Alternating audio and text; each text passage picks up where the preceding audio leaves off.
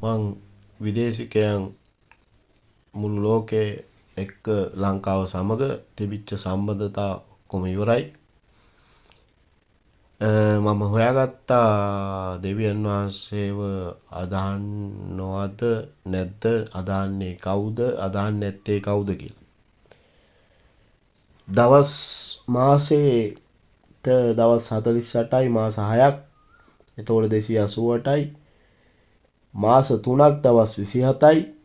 එතකොට 81යි 369යි.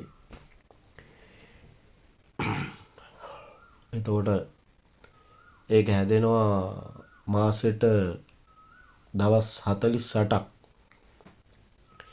එතකොට මාසෙට දවස් 16ක් නිමාඩු, දවස් 30ක් වැඩ.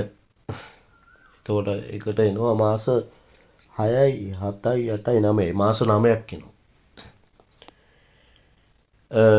විදේශිකයන් එක්ක තිබුණු සම්බන්ධතා මං හමාර කළා. නිමල්, අර මිටි සම්පත් සහ නිල් කියන තුන් දෙනාව ආදර්ශයට අරගෙන, තවත් ඒවා ආදර්ශයට අරගෙන විදේශිකයන් එක්ක තිබිච්ච සම්බන්ධතාවයේ ෆෝන් එකේ මං හමාර කරනවා. මොකද ෆෝන් එකේ මෙමරි ඉවරයි මේ සැරේ. මෙමරි දෙකක් ෆෝන් එකේ උඩට ගහන්න පුළුවන්, මෙමරි දෙකක් ෆෝන් එකේ දකුණු පැත්තට ගහන්න පුළුවන්, මෙමරි දෙකක් ෆෝන් එකේ වම් පැත්තට ගහන්න පුළුවන්, මෙමරි දෙකක් ආයෙ යටට ගහන්න පුළුවන්. ඒතකොට අපිට ඇවිල්ලා තියෙන්නේ ඔරිජිනල් ෆෝන් නෙමෙයි, ලෝකල් ෆෝන්. මුළු ලංකාවටම, මුළු ලෝකෙටම ඇවිල්ලා තියෙන්නේ ලෝකල් ෆෝන්. කමන්නේ ඒත් මන් දන්නේ විදේශිකයන් අර සම්පත්ත කන්ටේනර් එලවන්න දීලා එයාලව මේ අංග විකලයන්ම මන්ද බුද්ධිකයන්ම ලොකු වුණා කියන එක මට ප්‍රශ්නයක් නැහැ.